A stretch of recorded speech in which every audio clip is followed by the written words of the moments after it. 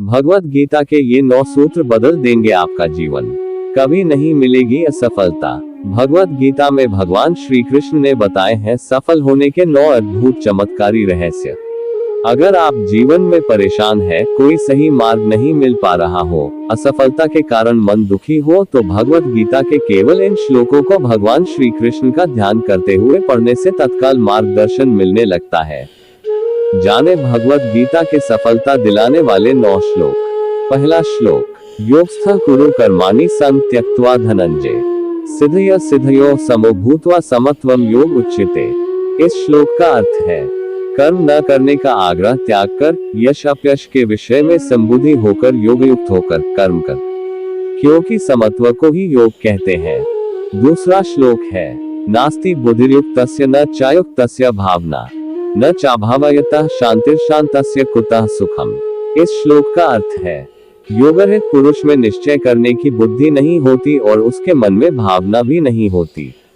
ऐसे भावना रहित पुरुष को शांति नहीं मिलती और जिसे शांति नहीं, उसे सुख कहां से मिलेगा।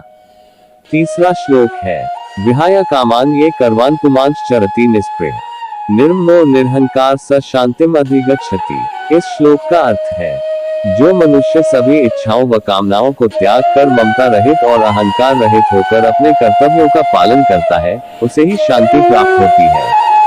चौथा श्लोक है, न हि कश्चित् क्षुण्णति जातु तिष्ठत्य कर्मकृत् कार्यते ह्यशः कर्म सर्व प्रकृति जैर्गुणः। इस श्लोक का अर्थ है, कोई भी मनुष्य क्षण भर भी कर्म किए बिना नहीं रह सकता। सभी प्राणी प्रकृति के अधीन है और प्रकृति अपने अनुसार हर प्राणी से कर्म करवाती है और उसके परिणाम भी देती है। पांचवा श्लोक है, नियतम कुरु कर्म त्वम कर्म ज्यायो ह्यकर्मणे शरीरात्रापि च ते न प्रसिद्धयेत् कर्मणे। इस श्लोक का अर्थ है, तू शास्त्रों में बताए गए अपने धर्म के अनुसार कर्म कर, क्योंकि कर्म न करने की अपेक्षा कर्म करना श्रेष्ठ है तथा कर्म न करने से तेरा शरीर निर्वाह भी नहीं सिद्ध होगा।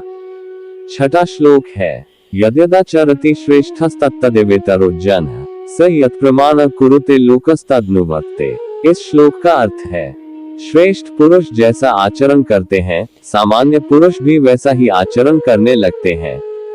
श्रेष्ठ पुरुष जिस कर्म को करता है, उसी को आदर्श मानकर लोग उसका अनुसरण करते हैं। सातवां श्लोक है, न बुद्धि भेदम जनेद ज्ञाना कर्म संगेनाम जोशेत सर्वकर्माणि विद्वान युक्तः समाचरण। इस श्लोक का अर्थ है, ज्ञानी पुरुष को चाहिए कि कर्मों में आसक्ति वाले अज्ञानियों की बुद्धि में भ्रम अर्थात कर्मों में अश्रद्धा उत्पन्न न करे, किंतु स्वयं परमात्मा के स्वरूप में स्थित हुआ और सब कर्मों को अच्छी प्रकार करता हुआ उनसे भी वैसे ही करावे। आठवां श्लोक है, ये यथा मां प्रपद्यन्ते तांस्तैव भजाम्यहम् मम वर्तमानुवर्तन्ते मनुष्य पार्थ सर्वशः।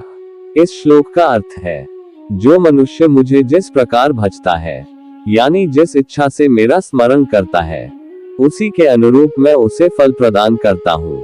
सभी लोग सब प्रकार से मेरे ही मार्ग का अनुसरण करते हैं। 9वां श्लोक है, कर्मण्येवाधिकारस्ते मा फलेषु कदाचन मा कर्मफल हेतु रभुर्मा ते संगोस्त्व कर्मणि। इस श्लोक का अर्थ है, कर्म करने में तेरा अधिकार है, उसके फलों के विषय में मत सोच, इसलिए तो कर्मों के फल का हेतु मत हो और कर्म न करने के विषय में भी तो आग्रह न कर। दोस्तों, आज का एपिसोड यही समाप्त करते हैं, फिर मिलेंगे अगला एपिसोड में। तब तक के लिए जय श्री कृष्ण।